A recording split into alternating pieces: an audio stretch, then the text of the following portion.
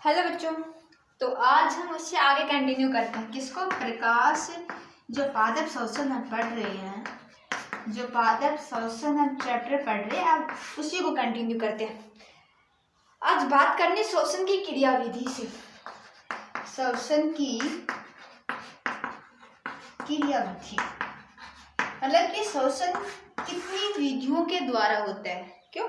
तो सबसे पहले बात करते हैं ग्लाइकोलिसिस।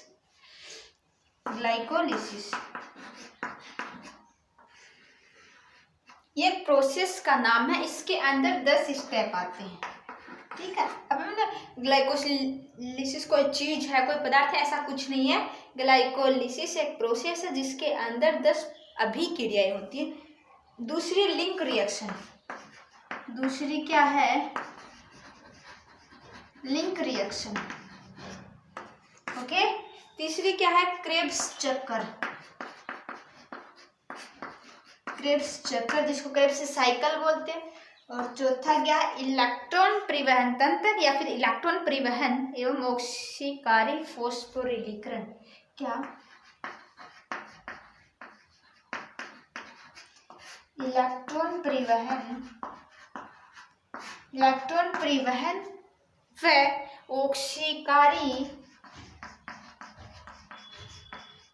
व ऑक्सीकारी फॉस्फोरिलीकरण। ठीक है। अब इसकी बात करते हैं, क्या होता है, कहाँ पे, कौन सी प्रोसेस कहाँ पे होगी। ये सभी ये पता है कि कोशिका के अंदर होंगी ये सभी प्रक्रियाएं, लेकिन कोशिका के अंदर बहुत सारे भाग होते हैं। माइटोकॉन्ड्रिया होता है, उसका साइटोप्लाज्म होता है, उसकी झिल्लियां होती, कहाँ पे होगा। तो सबसे पहले बात करते हैं ग्लाइकोलिसिस। ग्लाइकोलिसिस कहाँ होगा? साइटोप्लाज्म में, मतलब कि कोशिका द्रव्य में। कहाँ? कोशिका द्रव्य में, अर्थात कहाँ? साइटोप्लाज्म में, कोशिका द्रव्य में होगी। लिंक रिएक्शन कहाँ होगी? माइटोकॉन्ड्रिया के मैट्रिक्स में। ये कहाँ होगी? ये माइटोकॉन्ड्रिया की मैट्रिक्स में होगी, ठीक है। क्रेब्स साइकिल कहाँ होगा? ये भी माइटोकॉन्ड्रिया के मैट्रिक्स में ही होगा। ये कहाँ होगा? ये माइटोकॉन्ड्रिया के मैट्रिक्स में होगा। अब इसकी बात करते हैं इलेक्ट्रॉन परिवहन, जिसको हम ईटीएस बोला जाते हैं, इलेक्ट्रॉन ट्रांसपोर्ट सिस्टम। ओके। ये कहाँ होगा? माइटोकॉन्ड्रिया की भीतरी झिल्ली पर। कहाँ होगा? माइटोकॉन्ड्रिया की भीतरी झिल्ली पर। अब उसमें भी 2 झिल्लियां पाई जाती हैं, एक इनर मेम्ब्रेन, एक आउटर मेम्ब्रेन। जो इनर मेम्ब्रेन होती है उसके अंदर इलेक्ट्रॉन परिवहन तंत्र होगा। इसमें क्या? ग्लाइकोलिसिस का जो उत्पाद बनेगा वो लिंक रिएक्शन के पास जाएगा। लिंक रिएक्शन का उत्पाद क्रेब्स चक्कर के पास जाएगा। इसका उत्पाद इन सभी कई जो ऊर्जा रूपी उत्पाद होते हैं, यानी कि जो एटीपी बनेंगे, एनएडीपी बनेंगे, FADH2 बनेंगे, GTP बनेंगे, वो सभी मिलके कहाँ जाएंगे? इसके पास। जैसे कि ग्लाइकोलिसिस होता है, ये क्या बनाता है? ये बनाता है पायरुविक अम्ल। ग्लाइकोलिसिस जो प्रोसेस है वो पायरुविक अम्ल बनाती है, और क्या बनाती है? एडीपी बनाती है, ATP और NADPH2। तो इसका जो पायरुविक अम्ल है वो जाएगा लिंक रिएक्शन के पास। अब लिंक रिएक्शन क्या बनाती है? Acetyl coenzyme. क्या बनाती है? Acetyl coenzyme. एसिटाइल कोएंजाइम के साथ NADPH2 बनाती है। अब एसिटाइल कोएंजाइम है, ये जाएगा क्रेब्स साइकिल के पास। अब क्रेब्स साइकिल क्या बनाती है? एक क्रेब्स साइकिल GTP, NADPH2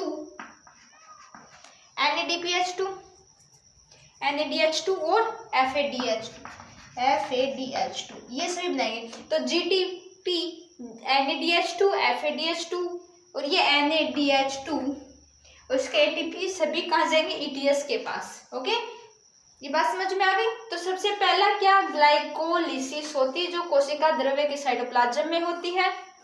दूसरी लिंक रिएक्शन जो कि माइटोकॉन्ड्रिया के मैट्रिक्स में होती है। ओके, तीसरी क्रेब्स साइकिल, ये कहाँ होती है? माइटोकॉन्ड्रिया के मैट्रिक्स में। फिर होती है इलेक्ट्रॉन परिवहन ETS, जो कि माइटोकॉन्ड्रिया की भीतरी झिल्ली में होती है। अब मैं सभी आपको अभी जो मैंने बताई एक डायग्राम से बता देती हूँ ताकि आपको अच्छी तरह समझ में आ जाए। ओके, ध्यान से सुनना और समझना, बहुत ही सिंपल हो जाएगा चैप्टर अगर ध्यान से सुनोगे तो। ओके, और मैं पूरी कोशिश करूंगी कि आप लोगों को अच्छे से समझ में आए। चलो अब बात करते हैं, ठीक है।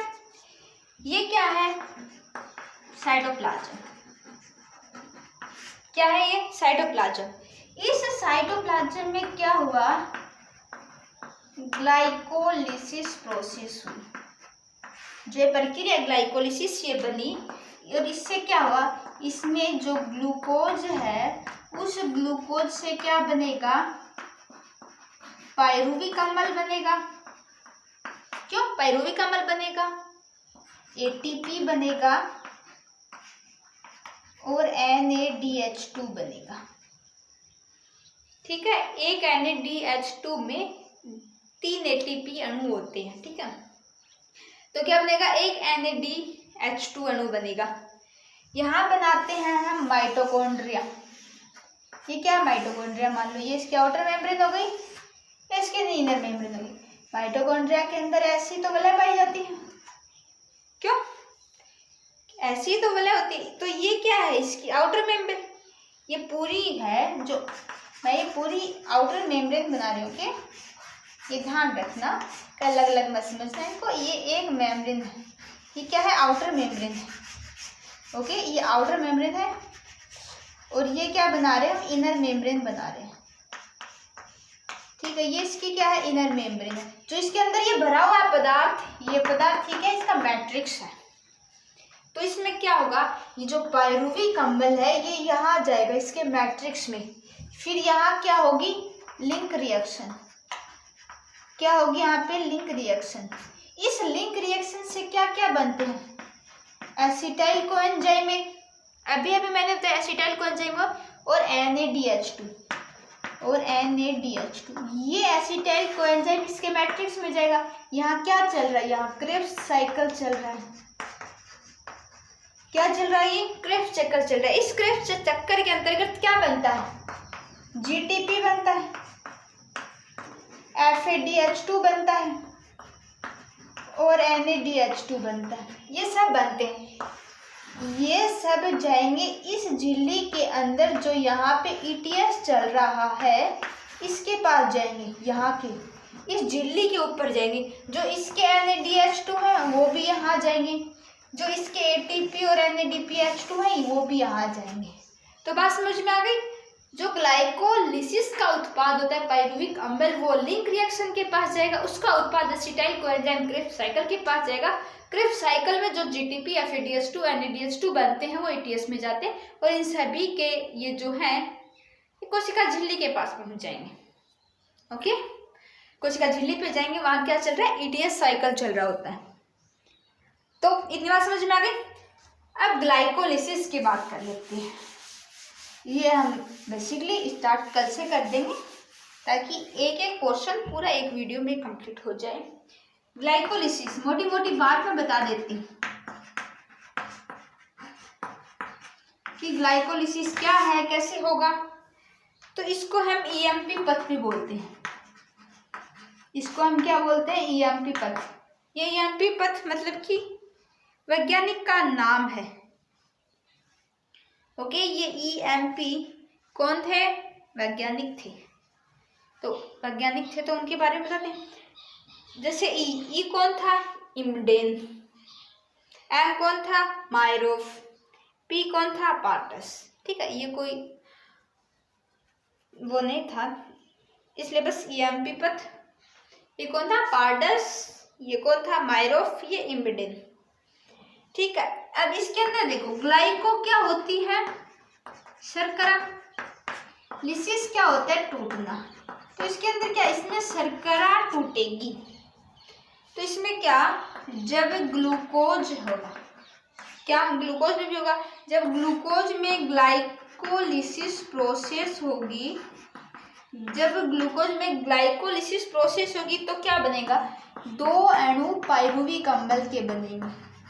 क्या बनेंगे, 2 अणु पायरुविक अम्ल के बनेंगे।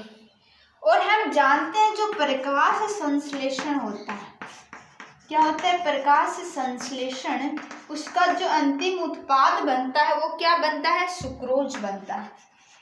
क्या बनता है, उसका अंतिम उत्पाद सुक्रोज बनता है। तो इस सुक्रोज को भी हम तोड़ेंगे, उस सुक्रोज को भी हम तोड़ेंगे किस एंजाइम में, इन्वर्टेज एंजाइम। कौन सा एंजाइम, इन्वर्टेज एंजाइम। इससे क्या बनेगा, ग्लूकोज और फ्रक्टोज। क्या बनेगा, ग्लूकोज बनेगा और फ्रक्टोज बनेगा। ओके, दूसरी बात करते हैं स्टार्च की। स्टार्च भी उसके अंदर संचित होता है। स्टार्च में एमाइलेज एंजाइम लेंगे। कौन सा एंजाइम, एमाइलेज। ये क्या बनाएगा, ये ग्लूकोज के अणु बनाएगा। आखिर में ग्लूकोज वापस से टूटकर पायरुविक अम्ल बना लेगा। इसमें भी ग्लूकोज टूटकर पायरुविक अम्ल बना लेगा। मैंने पहले इसलिए बताया, ग्लूकोज जो ग्लाइकोलिसिस प्रोसेस होती है उसका मतलब होता है शर्करा को तोड़ना। तो जो भी शर्करा बन रही है उसको पहले सरल अणु में तोड़ेंगे, मतलब कि ग्लूकोज में तोड़ेंगे। ग्लूकोज में ग्लाइकोलिसिस की प्रोसेस होगी जिससे कि पायरुविक अम्ल बनेगा और वो अम्ल फिर जाएगा लिंक में, मतलब कि लिंक रिएक्शन में, फिर वहाँ से क्रेब्स साइकिल में जाएगा और वहाँ से जो उत्पाद बनेंगे वो ईटीएस में जाएंगे। इस प्रकार ये प्रोसेस चलती है। ठीक है, अब इसकी जो साइट होती है वो कहाँ होती है, मतलब कि जो स्थल होता है इसके जो ये कार्य करती है वह कहाँ करती है, तो ये करती है साइटोप्लाज्म में। ये मैंने अभी बताया किसमें करती है, साइटोप्लाज्म यानी कि कोशिका द्रव्य के अंदर। ठीक है, तो बात समझ में आ गई। जो सुक्रोज का ग्लूकोज में निर्माण होगा वो इन्वर्टेज एंजाइम से होगा, स्टार्च का एमाइलेज में होगा। अब क्या है, ग्लाइकोलिसिस वायु और अवायवीय दोनों प्रकार का शोषण करती है। ये कैसी प्रोसेस होती है, ये वायुव्य और अवायवीय प्रोसेस होती है। अवायवीय दोनों प्रकार, दोनों प्रोसेस से दोनों पर काम करती है। मतलब कि जब वायुव्य बनाएंगे, जब वायुव्य होगा तो क्या बनेगा, जब वायुव्य प्रोसेस होगी तब ऑक्सीजन उपस्थित होगी। ऑक्सीजन उपस्थित होगी तो वो जाएगा लिंक रिएक्शन में, फिर क्रेब्स में, फिर ईटीएस में। ये सब होगी वायुव्य प्रोसेस में। अवायवीय होगा तो क्या बनेगा, या तो लैक्टिक अम्ल किण्वन होगा या एल्कोहलिक किण्वन होगा। जब लैक्टिक अम्ल किण्वन होगा तो लैक्टिक अम्ल बनेगा और एल्कोहलिक किण्वन होगा तो एल्कोहल बनेगा। ठीक है, तो ये बात थी। अब क्या, समस्त जीवित कोशिकाओं में लगभग ग्लाइकोलिसिस तो होगा ही होगा। ये क्या है, ये समस्त जीवित कोशिकाओं में पाया जाता है, समस्त जीवित सेल में उपस्थित होता है, क्योंकि वो वायु और अवायवीय दोनों प्रकार की होती है। तो दोनों ही प्रकार में पाया जाएगा, चाहे उसे ऑक्सीजन की उपस्थिति में हो या फिर ना हो, लेकिन ग्लाइकोलिसिस होगा। यदि किसी कोशिका को ऑक्सीजन मिल रहा है तो वहाँ वायवीय हो जाएगा, और यदि नहीं मिल रहा है तो वहाँ अवायवीय हो जाएगा। तो इन दोनों की मोटी मोटी बात समझ में आ गई होगी। ठीक है, चलो अभी थोड़ा सा और बता देती हूँ मैं, फिर जो इसकी प्रोसेस है वो हम कल से कल वाली में डाल देंगे। तो क्या आता है, एक ग्लूकोज का अणु है। ठीक है, मैं आपको बता रही हूँ कैसे। मान लो ग्लूकोज में क्या हुआ, ग्लूकोज में हमने ग्लाइकोलिसिस से क्या बनाए, पायरुविक अम्ल बनाए। ठीक है, मैं बना रही हूँ पायरुविक अम्ल। अब वो संख्या में 2 बनेंगे, वो हमें पता है। एग्जाम्पल के लिए मान लो, ठीक है, मैं लिख लेती हूँ, वरना कोई सोचेगा कि 2 बन रहे हैं, तो मैंने लिखा नहीं, 2 बन रहे हैं। अब ये पायरुविक अम्ल में यदि ऑक्सीजन इसमें नहीं मिली, यदि मान लो ऑक्सीजन नेगेटिव है, मतलब कि ऑक्सीजन इसके पास नहीं है। ठीक है, मैं एब्सेंट लिख देती हूँ यहाँ पे, ऑक्सीजन एब्सेंट है, मतलब कि इसके पास ऑक्सीजन नहीं है। तो इसका क्या होगा, इसमें किण्वन होगा। इस किण्वन में क्या क्या होगा, या तो लैक्टिक अम्ल किण्वन होगा। क्या होगा, लैक्टिक अम्ल किण्वन होगा। ओके, लैक्टिक अम्ल किण्वन नहीं होगा तो क्या होगा, एल्कोहलिक किण्वन होगा। जो शराब बनाई जाती है घर में, देसी दारू, वो इसी प्रोसेस से बनाई जाती है, एल्कोहलिक किण्वन होगा।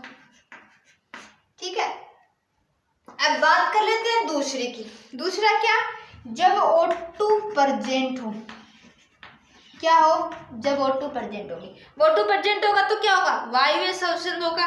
यानी किसका, जो ये है ये कहाँ जाएगा, लिंक रिएक्शन में।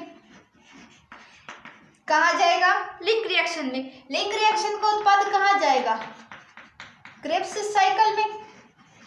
जो क्रेब्स साइकिल का है वो कहाँ जाएगा, ETS के पास। तो यानी कि जब हम यहाँ से ये प्रोसेस देखें, तो ये प्रोसेस क्या है, ये प्रोसेस वायवीय शोषण की है। कैसी प्रोसेस है ये, वायवीय शोषण की प्रोसेस है। इसके अंदर मतलब कि O2 की उपस्थिति में हो रहा है, O2 की उपस्थिति में उसका पूर्ण ऑक्सीकरण होता है। और यदि हम यहाँ से इस प्रोसेस को देखें तो ये क्या है, ये अवायवीय प्रोसेस है। ये क्या है, अवायवीय, क्या ये अवायवीय शोषण। तो ये कहाँ से डिसाइड होगा कि वायवीय अवायवीय, ये पायरुविक अम्ल के बाद की O2 एब्सेंट होगी तो अवायवीय, यदि O2 प्रेजेंट है तो वो वायवीय होगी। ठीक है, इन दोनों के हिसाब से देखा जाएगा कि जो अभिक्रिया होगी वो वायवीय होगी या फिर अवायवीय होगी। ठीक है, अब इसके जो स्टेप्स हैं, ग्लाइकोलिसिस में जो 10 स्टेप होते हैं जिससे ये पायरुविक अम्ल बनता है, वो हम पढ़ेंगे कल के वीडियो में। ठीक है, आई होप यहाँ तक समझ में आया होगा। ध्यान से पढ़ाई करते रहें। ठीक है, thank you, all the best.